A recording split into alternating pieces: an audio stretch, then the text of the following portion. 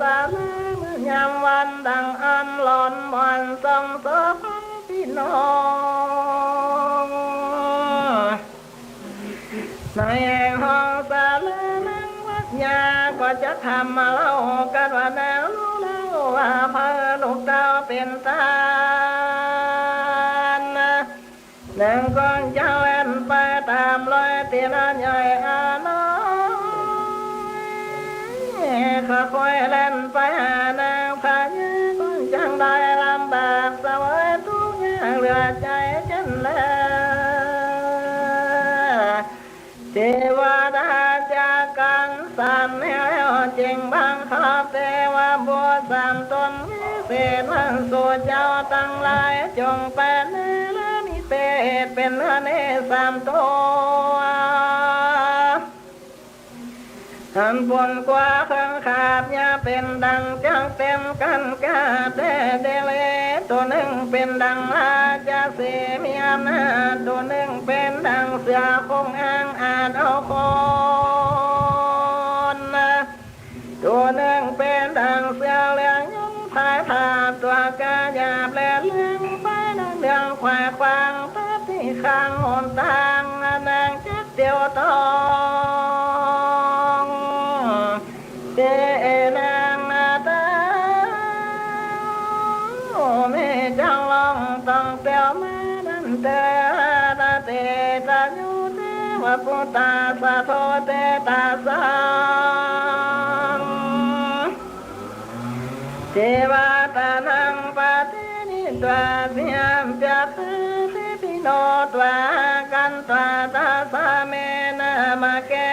ปฏิปนิยาปะเจงสุมือนาม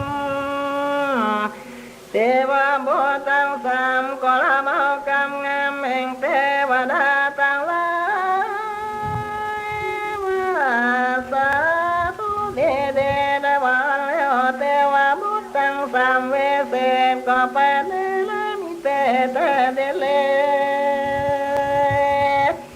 คือว่าเป็นลาจะเสเสือคงเกี่ยวกำกงเสือเลี้ยงไปนอนเลี้ยงควายควางเพื่อที่ข้างหนทางนางจักเดียวทองเทนางนาตาเมจะลองต้องเตียวแม่ดันก็เมแลมาเตพิขอส่วนว่านังละเจอมันเทระเสนียอดนางขาเองหลอดความฟ้าปุณาสะจำเป็นโตปันไลโสเดเลวังควนโกลาเจอมันเทได้ยังหงลงไม่เล็บเลี้ยวปันยำตะวันพอลงละหอยตกตามมาก็ลาตาก็จะแสวงหาได้ยังลูกไม้แล้วว่ามันผู้จะฟันมาโซในเจ้าโกสาลาดินเดกาปามานานังกัญญาเมตนนันสันล้อนไล่ปันไปมาเจ็ดนังตาเสียใจนังก็ร้องลำให้กล่าวกถาว่าท่าสาธาโตกันเนนเตกังเมปะเทอาตา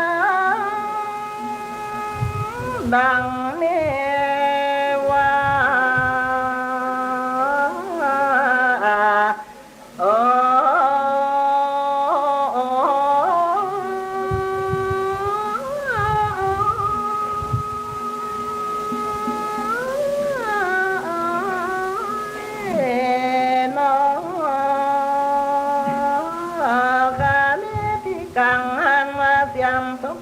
จอดบอ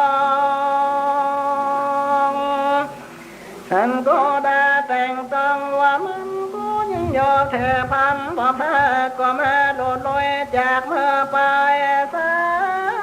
ยเจ้าอันใส่ลูกไม้ห้อยบ่าไว้บ่ตันกงไฟโดดลงจากบ่าควันฟ้าต้องเดินไปตาใสละลืมขมิ้นต้องตัวตะควา ไม่พงเน้นหน้าลงบ่ได้ในป่าก็พาก็เป็นดังก้มโตขาเรือตาสัปาเจสานวันเจสาทั้งมวลปันกว้างดวงดันกว้างเหมือนมัวตาตะวันกลาทุกต่ำจังตาไกลคำลำด้วยกูก็จะเอาลงให้แล้วว่าก็เมื่อสู่ในแก้วโกสาลานั่งไกลกล้าออกจากป่าไม้พากตามตั้งดันดงฟังยันเยว หวังว่ายังได้หันหน้าลงเกี่ยวและพวกควันตะวันก็กระตุกต่ำจังได้ใครคำลาตาเนื้อปลาลาตัวใหญ่ก็มานอนควางไข่อ่อนตึงนั้นผู้นางจักไต่เตียวมาหาพาบ้านนาสาลาดาดันยายืนยันดงเขียวหนทางก็ปล่อยเต็มคู่ผู้เดียวเตียวไต่ได้ยอมเป็นป่าไม้เขียวพากันโกบอนมากาเสียแล้วก็จะขึ้นเมื่อหาลูกแก้วเตะต่างเลยนี่จ้าโลกไม่ได้งามแง่ก็ได้แต่ป่าเพื่อเป็นของเกณฑ์แนวเฮือนสามเท่าเจินจมสะวอย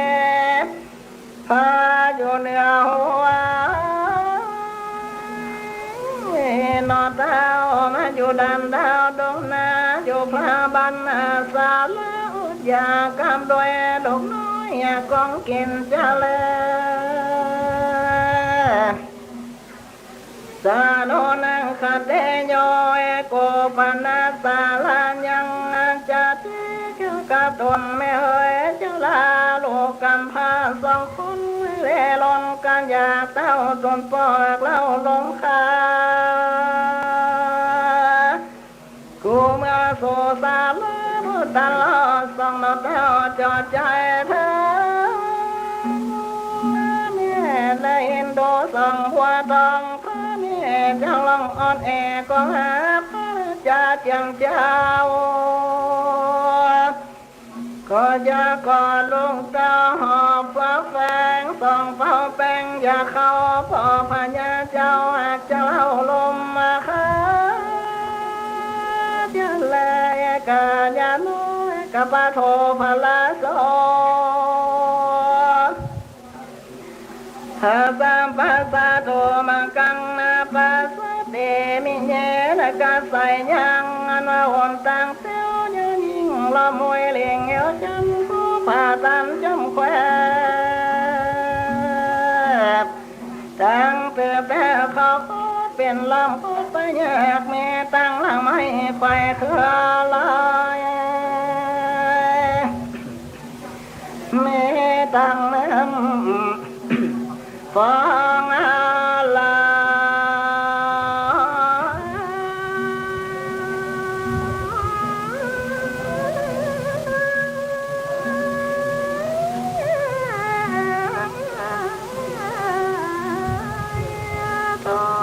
ตาลำเวหาพระอุ้มที่ตั้งก่อนเห็นกมกินเกลือนแล้วไม่เท่าเป็นเพื่อนเป็นเล่งอย่างสาแกงเตือเหมือนตั้งเส้นอื่นก็บ่แม่ถ้าบางแกเลวงก็ทนตังก็ขอนาลอดเกี่ยวสมสารข้าวไก่หนตังไม่จะเมื่อหมอข้าวไก่หลอดสาลานิจา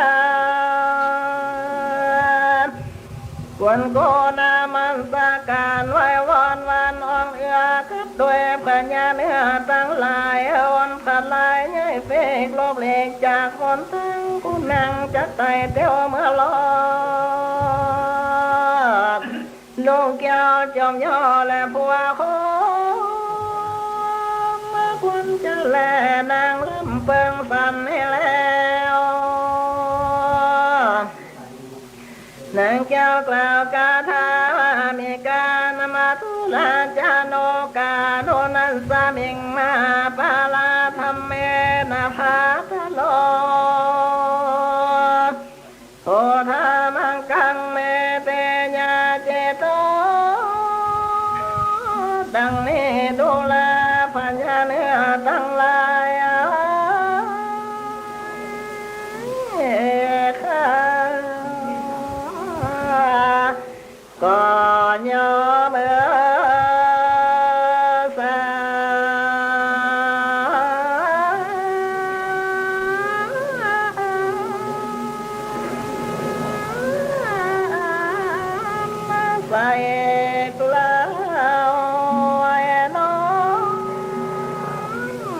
เจ้าตั้งสามพันเมตรตัวเด็บงามและแรงใหญ่พอแปงไฟดงกว้างจุงเห็นโดนางนอเนาอันเป็นน้องแห่งสดยอเจอมาที่เจ้าตั้งหลายอันกำลังเมียแรงยิ่งกว่าเจ้าในป่ากว้างนี้มาปานทำเมนาด้วยหลวงธรรมทวนเทสวเจ้าจงเป็นพี่น้องแห่งโกนึงมากังข้าก็ก่อนตั้งอยู่จานจองก็ปล่อยน้องแม่ยังเดียวเพิ่งจังเตียวมาโซในเจ้าโกสาลานิเตว่าโลทากาสังญาส่วนตนข้านินนาหากเป็นทาเลียนยาแฝงพระบาทปาลามานาโทมินมาเรียนโยยิ่งเจ้าจอมิ่งควนยำคือว่าพญาธรรมตนโยเยือกเป็นเจ้าจังเพื่อผู้บ้านข้าลงตาสาทำงานเสร็จสิ่งเป็นลูกเต้าตัวยิ่งเจอสนเจ็บอาเมืองใต้นุ่มฟ้าเจ้าแผ่นลาปะสุธางานว่าข้านี่นาเตียนยอมปั๊มเลินผัวตรงเมื่อสร้างพระเพื่อลังสาคือดังนังเสด็จเย่ปฏิบัติแก่พญาลำมันแล้วเตี้ยใหญ่ข้างก็บ่ลักอันใดเหลือกว่าลักลูกเรานี่ก็ถูกเหมือนกันใจติดฝันไปโหยอยู่ข้าเขาอยู่วันยังมีความโศกเศร้ากันว่าได้อานาลูกเต้าและพวกควันก็หลังไปปันกล้าเรือร้อนบาสนั้นให้กำพันโศกเศร้าสู่เจ้าก็ถูกได้เมื่อการย้ำตะวันกราทุกต่ำเขาถึงคำย้ำพอข้าก็ขอนตาข้าขอเพื่อจะเตียวเมื่อลูกน้อยนอส่องสันเลคือจะเลี้ยเราจิ้นจ้อยกับตังนางหนุ่มน้อยน้อยกันหาแม่และนาปาจิตังโมลาพลังโทจะยังท่านว่ามันมีหลายหลากโลกไม่มากเยอะจานเป็นงานเก็บตังเขาแก่ลูกเต้าและพวกควันข้ากว่าจะแบ่งบันปันเฮอพองเจ้าตั้งหลายจงอย่าจองปันตั้งขอเห็นโดนางน้องไทยเล็กเว้นไว้อมตั้งเธอละจะพุทธจะโนมาตาละจะพุทโธจะโนพิตาท่านว่าแม่จอมทำนั่งเกล้าเป็นลูกเต้าดอกสาธาลาป้าเปตาตนพ่อเท่านั้นนอเกณฑ์เมืองแต่ได้สู่เจ้าตั้งหลายจงเป็นพี่น้องเหมือนดังเกิดวันต้องเมตเดียวมาตามธรรมดาจอพากอบด้วยเมตตาจงคนโปรดข้าแก้วกำพร้าแม่ยิงเดียวจงเอาอ่อนตั้งเตียวแก่ข้าท่านใครเมื่อนาโลกำพร้า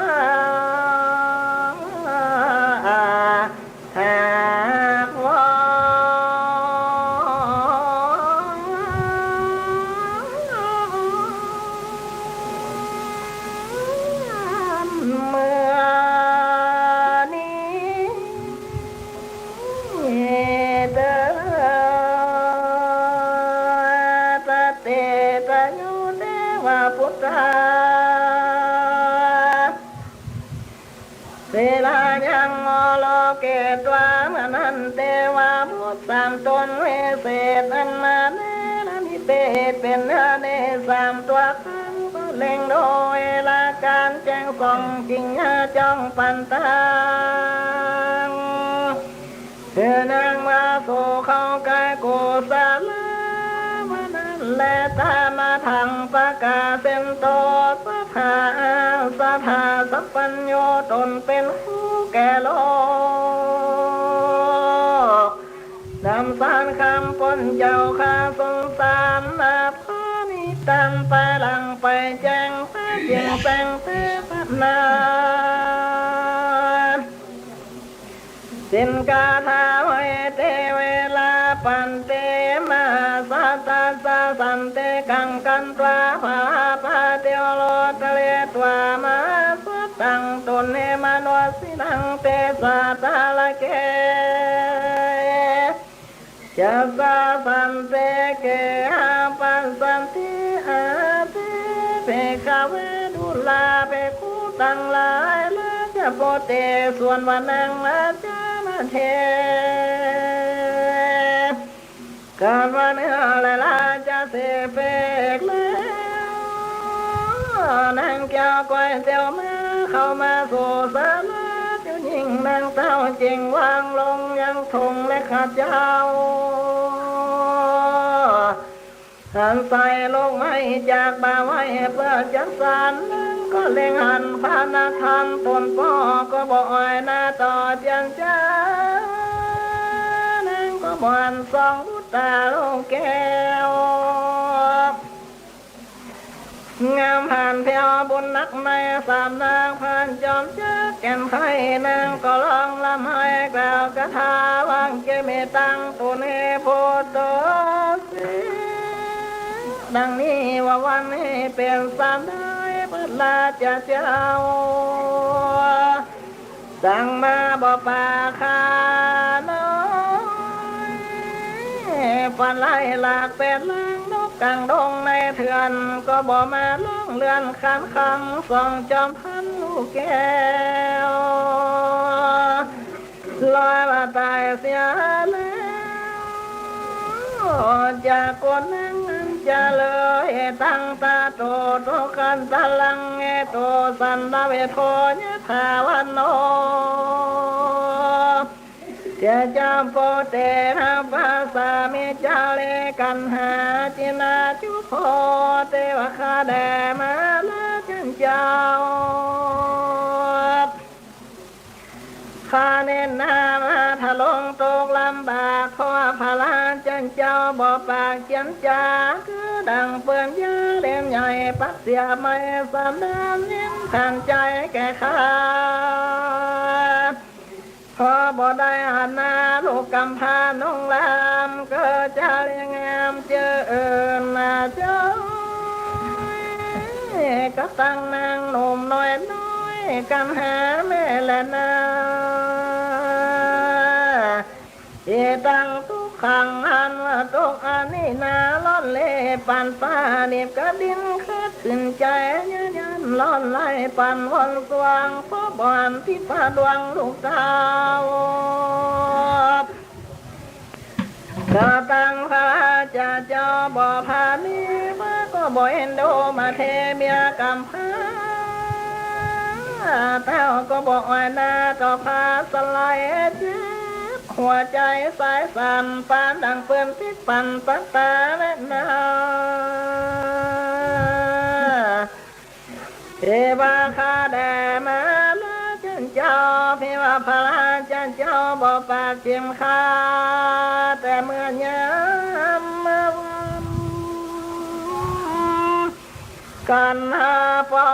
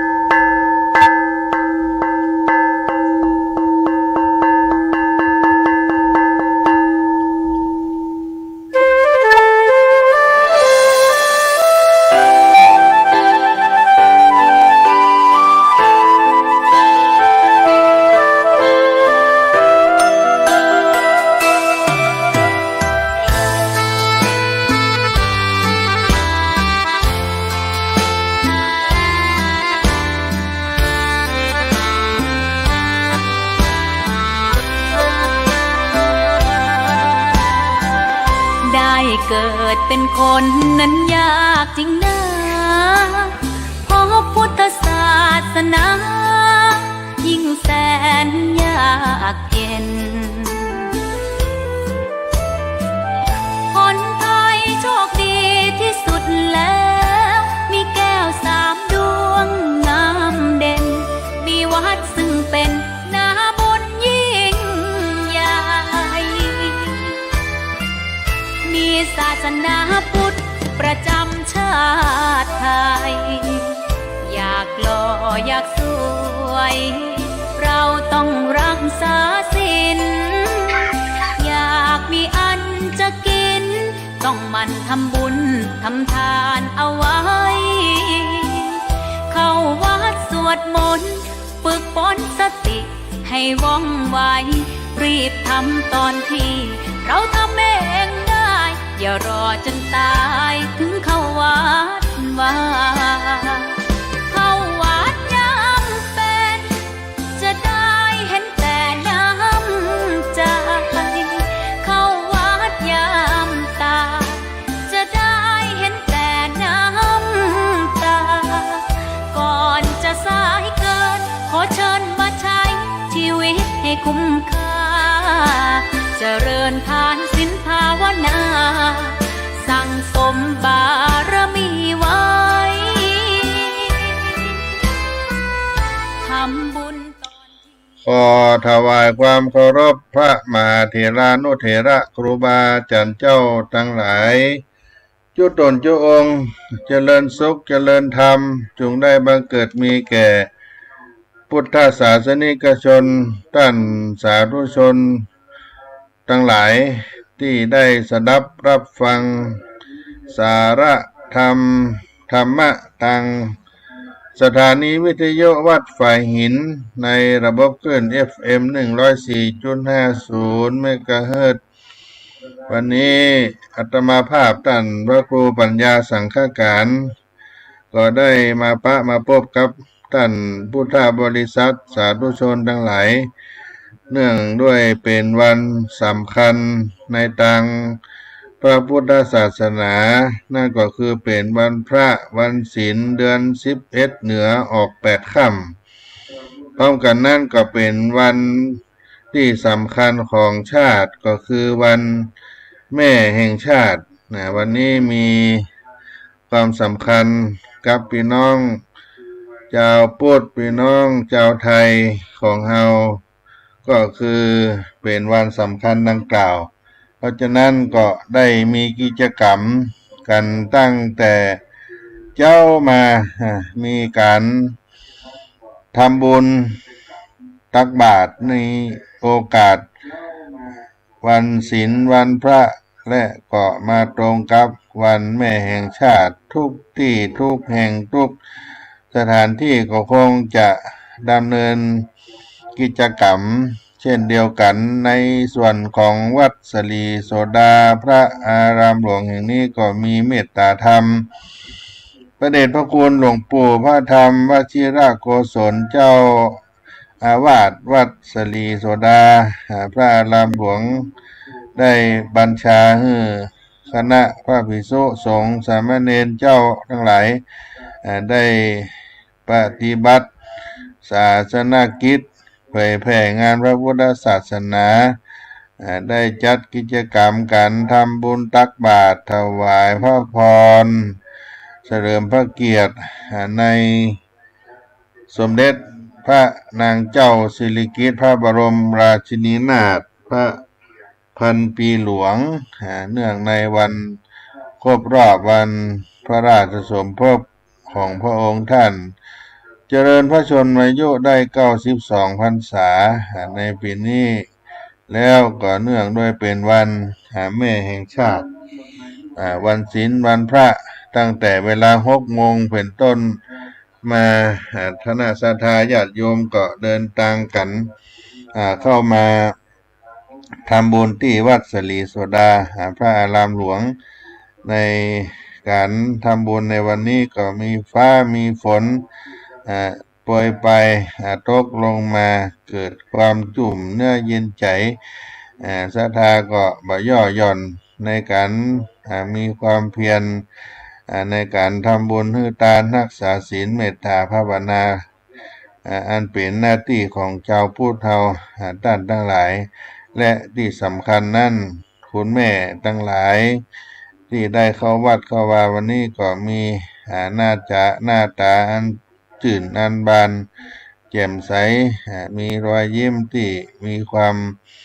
รักต่อลูกต่อหลานและมีความเมตตาต่อลูกต่อหลานกันมากปองหลงหลายกิจกรรมของวันแม่แห่งชาติในวันนี้ในด้านพระพุทธศาสนาก็คือการบำเพ็ญทานรักษาศีลเจริญเมตตาภาวนาปฏิบัติธรรมถวายพระพรเป็นพระราชกุศลในสมเด็จพระนางเจ้าสิริกิติ์พระบรมราชินีนาถพระปันปีหลวงซึ่งเราท่านทั้งหลายก็มีความปิติปราบปลื้มในบารมีธรรมของพระองค์ท่านที่ได้สร้างคุณงามความดีมามากมายก่ายกองพร้อมกันนั้นท่านทั้งหลายก็ได้มีความเคารพนับถือในความเป็นแม่เป็นมารดาของเฮาที่ได้ให้กำเนิดเกิดมามีอุปการะเลี้ยงดูเฮามาแล้วเฮาท่านทั้งหลายได้ทราบถึงบุญคุณอันยิ่งใหญ่แล้วก็ได้แสดงออกซึ่งความกตัญญูกตเวทิตาธรรมกระทำคุณงามความดีตอบบุญคุณแทนท่านในรักธรรมตั้ง5ประการท่านเลี้ยงเฮามาเฮาก็เลี้ยงท่านตอบได้ช่วยเหลือกิจการงานของท่านดำรงวงตระกูลประพฤติตนสมควรที่ได้รับมรดกเมื่อท่านล่วงลับไปแล้วบุญกุศลทั้งหลายเฮาก็อุทิศไปให้เพิ่นว่าธรรมภมมะมาติมาตาปิตโลปุปาจริยาติอุจเลอหุนยาจะพุทธานังปะชายะอนุกัมปะกาติอันเป็นสุภาษิตที่ได้ยกขึ้นเป็นเบื้องต้นว่าแม่ป้อท่านกล่าวว่าเป็นพรหมเป็นบูรพาจารย์เป็นที่นับถือของลูกเต้าเป็นผู้อนุเคราะห์แก่ลูกดังนี้ในวโรกาสอันสำคัญวันแม่แห่งชาติที่ตรงกับวัน12สิงหาคมของทุกๆปีก็นับว่าเป็นวันที่มีความสำคัญของลูกบุตรธิดาทั้งหลายที่จะได้หวนระลึกนึกถึงอุปการะคุณของแม่ที่ท่านได้มีจิตเมตตากระทำอุปการะอุตสาห์ถนอมเลี้ยงดูจนได้เติบใหญ่เป็นหนุ่มเป็นสาวสามารถดำรงชีพดำเนินชีวิตอยู่ด้วยพลังของตัวเก่าตนเองเมื่อบุตรธิดาลูกเต้าได้รับทราบว่าแม่เป็นผู้มีพระคุณกะนานับบ่ได้จะได้แสดงออกซึ่งความกตัญญูกตเวทิตาธรรมก็คือกระทำบำเพ็ญความดีตอบแทนคุณของท่านตามสมควรแก่สภาวะก็เพราะเหตุนี้ว่าแม่มารดานั้นเป็นผู้ที่ได้กระทำอุปการะอันเป็นประโยชน์นะแก่ลูกมาก่อนก็คือเริ่มตั้งแต่อุตสาหะได้สลงคับพระอุ้มต้องประคองครรภ์ให้ลูกของตนได้เกิดได้คลอดออกมาด้วยสวัสดีมีชัยปลอดภัยมีพลานามัยที่สมบูรณ์ขั้นว่าได้ออกจากคับพระเกิดมาแล้วก็มันทนุถนอมอยู่เฝ้ารักษาลูกเต้าจนเติบใหญ่ให้ได้รับการศึกษาแสวงหาวิชาการต่างๆเพิ่มพูนศิลปะวิชาชีพเพื่อจะได้ประกอบธุรกิจเลี้ยงชีวิตต่อไปเมื่อกล่าวโดยฐานะของแม่แล้วก็มีอยู่5ประการในคำสอนในทางพระพุทธศาสนาฐานะของแม่นั้น1ห้ามบ่ให้ได้กระทำชั่ว2ตั้งอยู่ในความดี3ศึกษาศิลปวิทยา สี่หากู้ครองฮื้อสมควรที่ฮื้อห้ามอบทรัพย์สมบัติฮื้อในสมัยที่สมควรอุปการะที่แม่ได้กระทำแก่ลูกนั้นมีมากล้นจนกันนานับบัดได้กันนานับบัดถ้วนซึ่งโบราณอาจารย์ก็ได้ยกย่องกุลของแม่ไว้ว่าเป็นพรหมเป็นบูรพาจารย์เป็นที่นับถือของลูกเป็นที่นับถือของบุตรเป็นผู้อนุเคราะห์แก่ลูกแก่บุตรอันมีธรรมะนั่นก็คือความเป็นพรหมคำว่าพรหมนั่นก็หมายถึงผู้ประเสริฐประกอบไปด้วยคุณธรรมทั้งสี่ประการมีเมตตากรุณามุทิตาอุเบกขาที่เขาเรียกว่าพรหมวิหารธรรมแปลว่าธรรมประจำใจของท่านผู้มีคุณงามความดีอันยิ่งใหญ่ธรรมะประจำใจของผู้ประเสริฐธรรมะประจำใจอันประเสริฐนั้นก็หมายความว่าบุคคลผู้จะเป็นบุคคลผู้ประเสริฐได้นั้นจะต้องประพฤติตามหลักธรรมดังสี่ประการก็คือเมตตากรุณามุทิตาอุเบกขาเมตตาคือความฮักความปรารถนาดีที่แม่มอบไว้ให้แก่ลูกแก่บุตรธิดาด้วยความหวังให้ลูกบุตรธิดาของตนประสบผลสำเร็จมีความสุขซึ่งเป็นความรักความปรารถนาที่ดีแม่ได้มอบให้ลูกโดยบ่ได้หวังในสิ่งตอบแทนนั่นเป็นความภาคความปรารถนาที่บริสุทธิ์สดใสและก็มีความจริงใจอย่างแท้จริงกรุณาในข้อสองของพรหมวิหารธรรมนั้นก็คือความสงสารคิดจะช่วยเหลือให้พ้นจากความทุกข์ประสบความสุขยิ่งขึ้นไปและอันที่สามมุทิตาก็หมายถึงความพอยินดีเมื่อผู้อื่นได้ดีมีความสุขหรือว่าหันผู้อื่นอยู่ดีมีคนยกย่องสรรเสริญสักเสริญเยินยอแล้วก็ชื่นบานในอกในใจพร้อมที่จะได้ส่งเสริมสนับสนุนและข้อสุดท้ายก็คืออุเบกขาคือความวางใจเป็นกลางบ่ยินดียินได้บ่ใจปัญญาเมื่อใจปัญญาพิจารณาหันเหตุหันผลนั้นเกิดขึ้นอันสมควรแก่เหตุนั้นก็เป็นพรหมวิหารธรรมสี่ประการเมตตากรุณามุทิตาอุเบกขาชื่อว่าเป็นกุณธรรมของผู้ประเสริฐเป็นพรหมของลูกหมายถึงแม่เป็นผู้ประเสริฐที่ลูกบุตรธิดาควรจะได้บูชาสักการะในประการที่สองแม่เป็นบูรพาจารย์ของลูกบุตรธิดาคอยอบรมสั่งสอนเป็นคนแรกก่อนกว่าอาจารย์ด้านอื่นๆก็คือตั้งแต่ลูกเกิดมาจากข้าพระท้องแม่เกิดมาจากท้องมารดายังไร้เดียงสาบรู้เดียงสาแม่ป่อก็มันที่นำพร่ำสอนลูกให้ได้ทราบถึงสิ่งต่างๆเป็นต้นว่าแม่ก็สอนให้ยืนให้เตียวให้เดินให้เตียวให้นั่งให้กินให้อู้ให้จ๋าเหล่านี้เป็นต้นอาการว่าได้ใหญ่ขึ้นมาแล้วเป็นหนุ่มเป็นสาวก็สอนให้รู้เรื่องศีลธรรมรู้ศีลรู้ธรรมอาจารย์คนที่สองของโลกที่เราเรียกว่าคุณครูที่ปุ่นได้สอนศิลปะวิชาชีพต่างๆตามสถานศึกษาเพื่อนก็จะสืบต่อมาจากพ่อแม่ที่ได้สอนมาแต่เบื้องต้นครูบาอาจารย์ก็จะนำความรู้การศึกษานี้ให้เราเพื่อจะได้ประกอบการดำเนินชีวิตต่อไปและก็ได้มีครอบครัวที่อบอุ่นได้รับการศึกษาจากสถาบันการศึกษาคือครูบาอาจารย์คุณครูอันเป็นคนที่สองเป็นอาจารย์คนที่สองที่จะทำให้ความสำเร็จในหน้าที่การงานในชีวิตของลูกของเฮานั้นได้เป็นประโยชน์ เกิดขึ้นในอนาคตที่บูรพาจารย์คือแม่ได้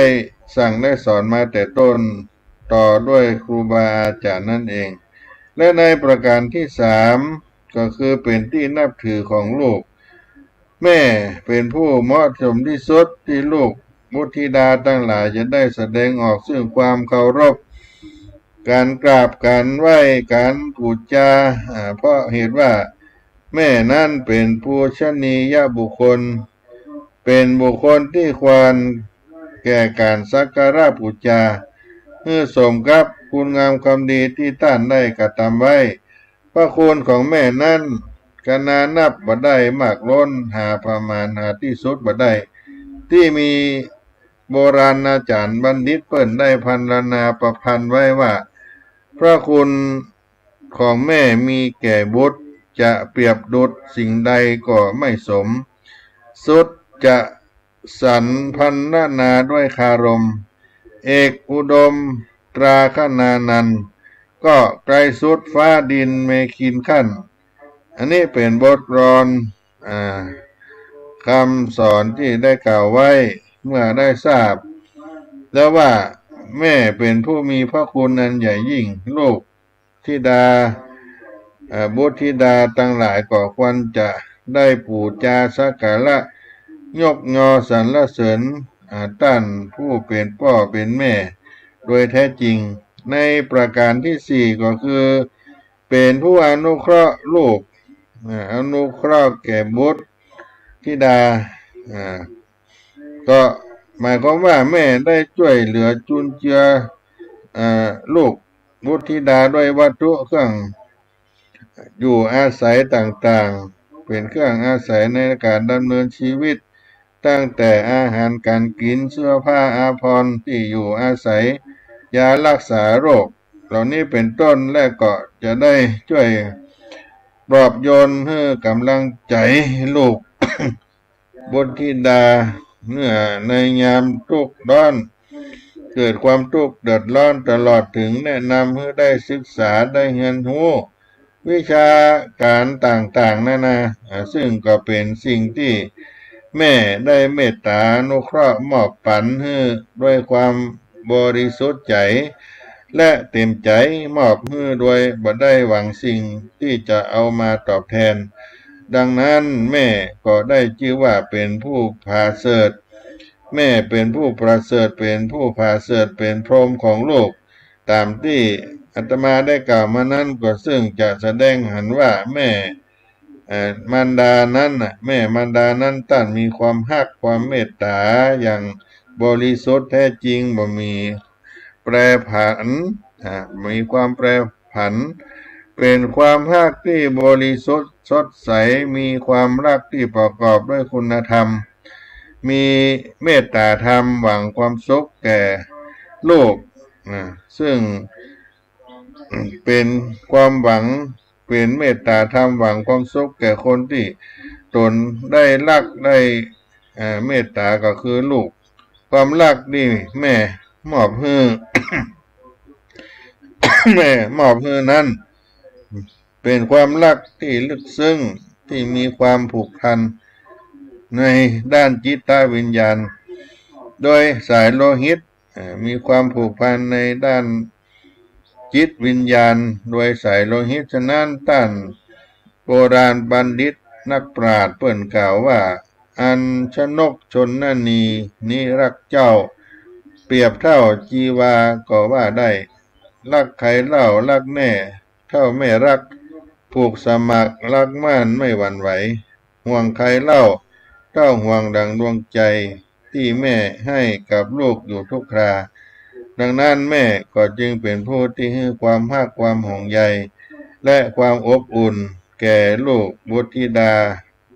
ทั้งร่างกายและจิตใจทำให้ลูกมีที่พึ่งพิงดำเนินชีวิต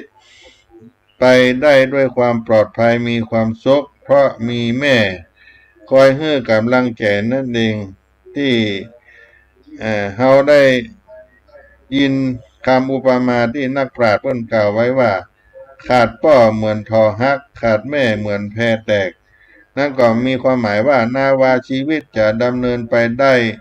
ด้วยความสงบสุขนั้นก็ต้องมีแม่มีพ่อ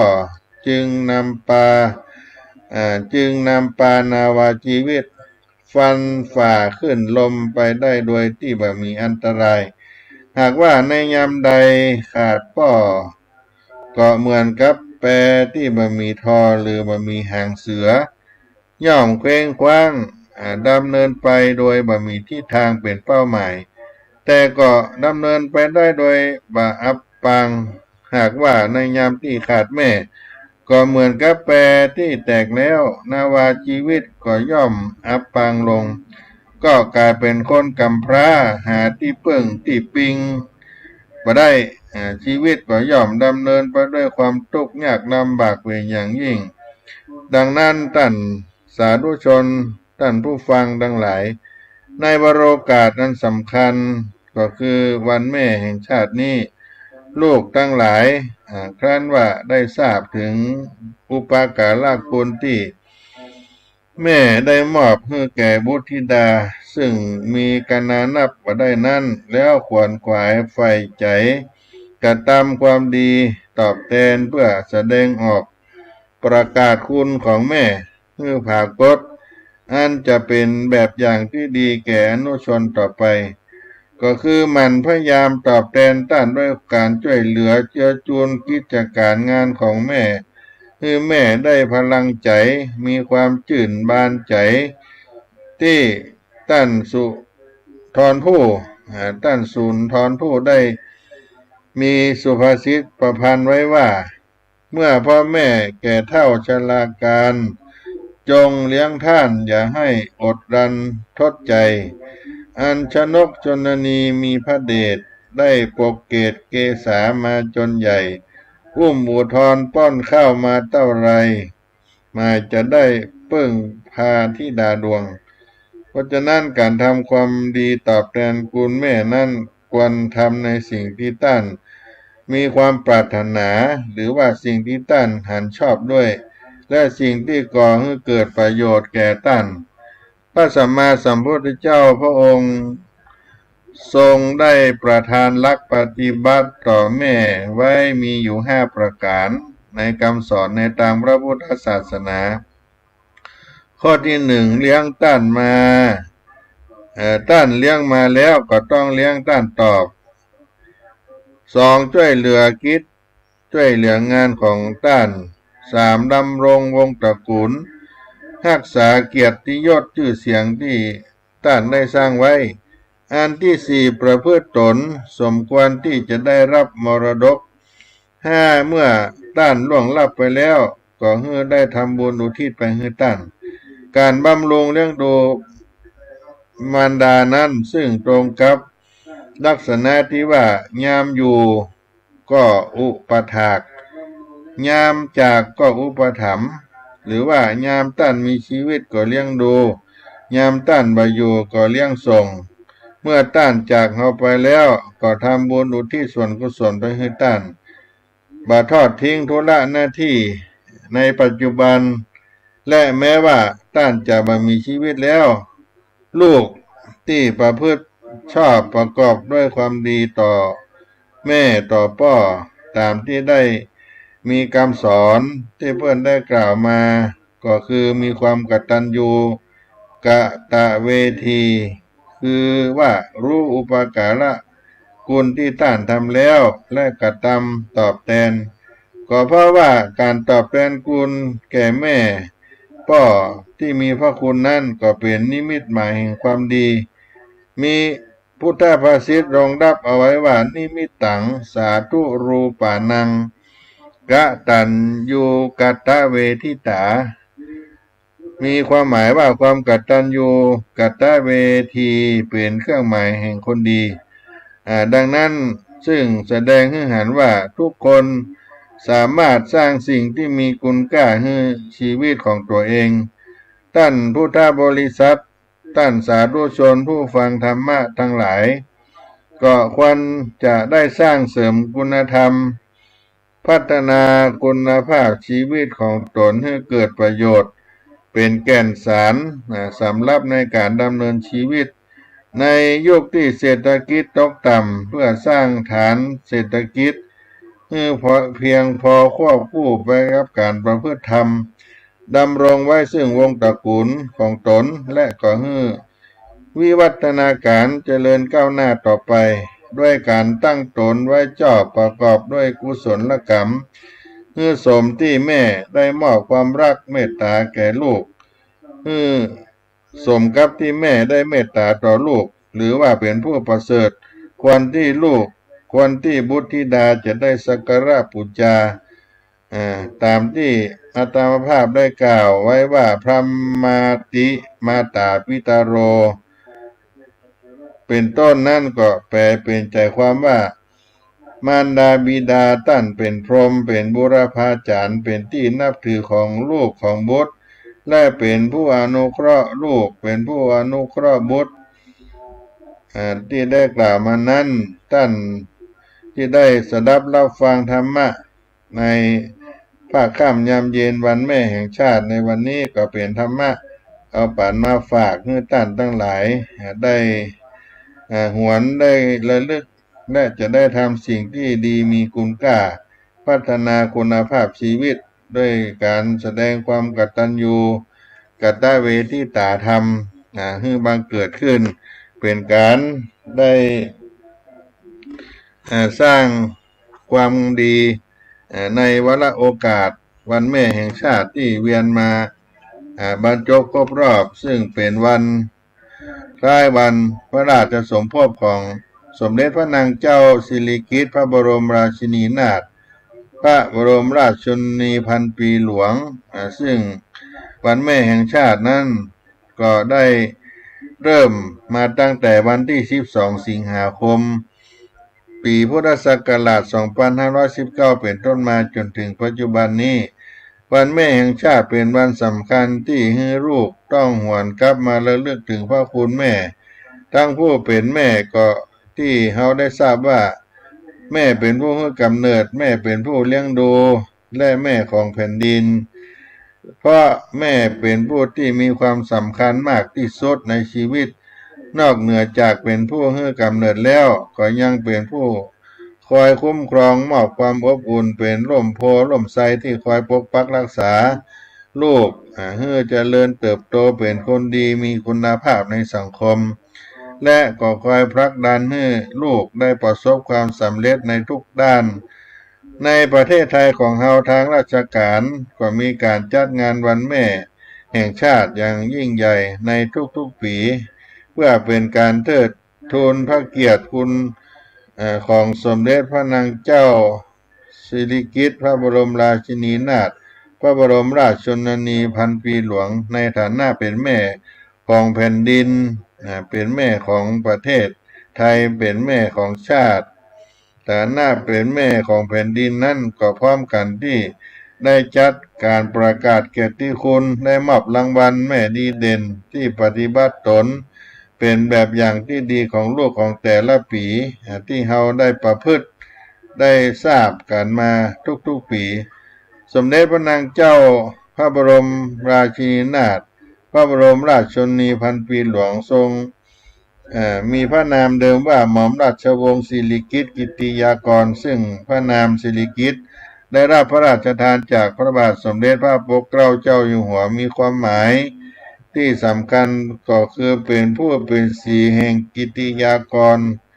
ทรงพระราชสมภพเมื่อวันที่12สิงหาคมพุทธศักราช2475ในวันที่5ธันวาคมพุทธศักราช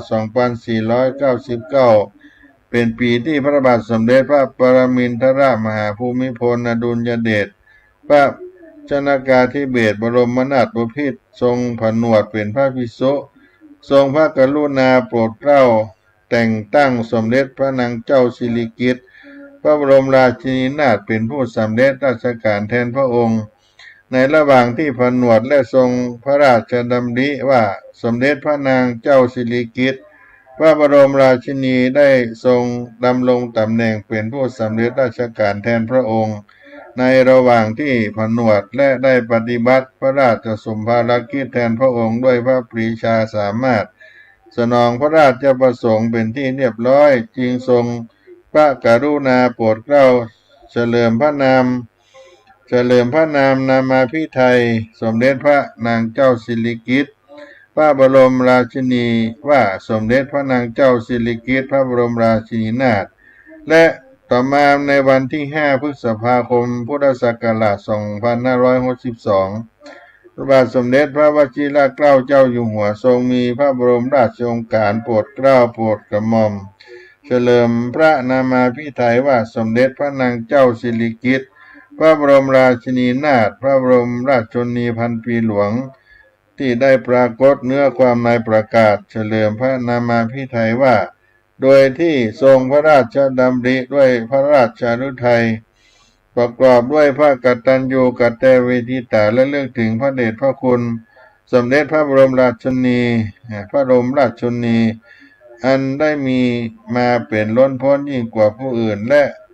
ทรงพระราชดำริว่าพระบรมราชชนนีเป็นผู้ทรงพระคุณอันประเสริฐได้ทรงบำเพ็ญพระราชกรณียกิจอันได้บังเกิดประโยชน์แก่ประเทศชาติบ้านเมืองและประสบนิกรเป็นอเนกปริยายมีพระราชฤทัยเปี่ยมด้วยพระเมตตากรุณาธิคุณเสด็จออกสอดส่องดูแลทุกสุขของราษฎรทั่วทุกหนแม้ในพื้นที่ห่างไกลธุรกันดารด้วยภริยะอุตสาหะอย่างยิ่งยวดโดยทรงดำเนินพระราชจริยาวัดโดยพระราชปณิธานแห่งพระธรรมราชินีในสุภาพสมัยอันเป็นมหามงคลพระราชพิธีบรมราชาภิเษกนี้สมควรจะเฉลิมพระเกียรติยศสนองพระคุณตามโบราณราชประเพณีอันจะอำนวยสิริสวัสดิ์พิพัฒนามงคลแก่พระองค์และสยามรัฐสีมาอาณาจักรจึงมีพระบรมราชโองการโปรดเกล้าโปรดกระหม่อมให้เฉลิมพระนามาพิไทยสมเด็จพระบรมราชชนนีตามที่จะเรียกในสุพรรณบัตรว่าสมเด็จพระนางเจ้าสิริกิติ์พระบรมราชินีนาถบรมราชชนนีพันปีหลวงพระองค์ก็ได้มีพระราชกรณียกิจในด้านต่างๆในด้านศิลปาชีพคู่กับพระบาทสมเด็จพระเจ้าอยู่หัวที่ได้มีโครงการต่างๆนานาในด้านความมั่นคงของชาติด้านการสาธารณสุขการส่งเสริมอนุรักษ์ธรรมชาตินี้พระองค์ก็ได้จัดได้ทำเคียงคู่กับพระบาทสมเด็จพระเจ้าอยู่หัวพระชนกาธิเบศรบรมนาถบพิตรที่ผ่านมาดังนั้นในวาระที่ถีอันเป็นมหามงคลวันแม่แห่งชาติได้เวียนมาบรรจบครบรอบอีกวาระหนึ่งที่ท่านทั้งหลายเราจะได้มาลำลึกถึงพระคุณอันยิ่งใหญ่ของสมเด็จพระพันปีหลวงนี้และพระคุณอันยิ่งใหญ่ของแม่ผู้บังเกิดเกล้าโดยก็ดีเพื่อจะได้ทำหน้าที่ที่ดีของพระสงฆ์นิกรหน้าที่ที่ดีของลูกและสามารถแสดงความกตัญญูกตเวทิตาต่อประเทศชาติบ้านเมืองต่อแม่ผู้บังเกิดเกล้าได้ทุกวันตลอดปีตลอดไปในมหามงคลสมัยเฉลิมพระชนมพรรษาสมเด็จพระบรมราชชนนีพันปีหลวงเจริญพระชนมพรรษา92 พรรษา12 สิงหาคม 2567ขอพระราชทานพระบรมราชวโรกาสถวายพระพรชัยมงคลขอพระองค์ทรงพระเจริญมีพระชนมพรรษายิ่งยืนนานเป็นชัดแก้วล่มเกล้าแก่พวงพระสงฆ์นิกรชาวไทยสืบไปที่คายุกาโหตุนาถปรมาราชินีขอองค์สมเด็จพระบรมราชชนนีพันปีหลวงทรงพระเจริญยิ่งยืนนานคณะสงฆ์วัดศรีโสดาพระอารามหลวงคณะศรัทธาวัดศรีโสดาพระอารามหลวงพุทธศาสนิกชนทั้งหลายขอน้อมถวายพระพรแก่พระองค์ท่านในโอกาสในวันแม่แห่งชาตินี้และขออนุภาพบุญบารมีได้ปกปักรักษาท่านสาธุชนผู้ฟังทั้งหลายให้ได้อยู่เย็นเป็นสุขกันทั่วหน้าวันนี้วันแม่แห่งชาติอาตมาภาพก็ได้มาพบกับธรรมสารธรรมยามค่ำยามเย็นกับท่านสาธุชนผู้ฟังทั้งหลายในคลื่นสถานีวิทยุระบบ FM 104.50 เมกะเฮิรตซ์ วัดฝ่ายหินตำบลสุเทพอำเภอเมืองจังหวัดเชียงใหม่ หลังมหาวิทยาลัยเชียงใหม่ในวันค่ำในเย็นวันนี้12 สิงหามหาราชินีวันแม่แห่งชาติก็ขอฝากใต้รายการให้ท่านอยู่เย็นเป็นสุขกันทั่วหน้าสุขีทีคายุโกเพราะว่าอภิวาทนะศีลิสานิจังวุธาปัจจายิโนจัตตาโลธรรมาวัฏันติจงได้บังเกิดมีแก่ท่านสาธุชนท่านผู้ฟังทั้งหลายทุกผู้ในคนเพื่อได้ร่มเย็นเป็นสุขกันทั่วหน้าอายุวันโนสุขังพระลัง